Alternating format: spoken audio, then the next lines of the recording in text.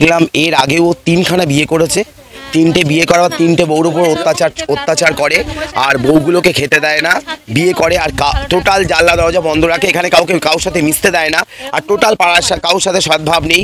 কি করে বউগুলোকে ঘরে আটকে রাখবে, জানলা দিয়ে আটকে রাখবে, খেতে দেবে না, পড়তে দেবে না, মারবে, কিছু বললে ঠ্যাঙাবে, এইসব করবে আর কেউ কিছু বলতে গেলে তাদের গালাগালি দেবে পাড়ার লোকে। এটা এভরিডে একটা ঘটনা। আমরা আজকে এখানে 40 বছর এই একই রকম দেখছি এদেরকে ঘটনা। এর আগেও 3খানা বিয়ে করেছো। হ্যাঁ, এইভাবে অত্যাচার করে এরা ভদ্রলোকগুলো। এর আগেও একবার হিঙ্গলগঞ্জে বিয়ে করেছে, একবার কাটাখালিতে বিয়ে করেছে, একবার বসিরহাটে বিয়ে করেছে, সংগ্রামপুরে বিয়ে করতে গেছিলো। সেখানে আমার এক রিলেটিভ থাকে বলে সেখান থেকে বলার পর সেই বিয়েটা ভেঙে গেছে। এটা আমরা জানতে পারিনি কি করে, নাই আমরাই বলতাম যে সাথে বিয়ে দেওয়া বারণ।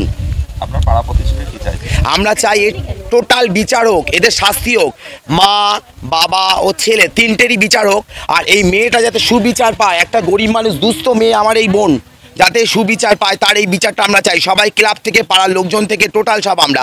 আর এই একটা জমি কিনে রেখেছে যাতে এই মেয়েটা কোনো সম্পত্তি কিছু পেয়ে মেয়েটা সুস্থ পায়, বাঁচতে পারে। মেয়ের তো সর্বনাশ যাওয়ার হয়ে গেছে, আমাদের এই জমিটা রয়েছে, এই জমিটা যদি পেয়ে ওর কিছু একটা সম্পত্তি, মানে কোনো সম্পত্তি, মেয়ের সম্পর্কটা ভালো থাকে, মেয়েটা যাতে সুস্থ পায়, বাঁচতে পারে, সেটা একটা দেখার দরকার আপনার।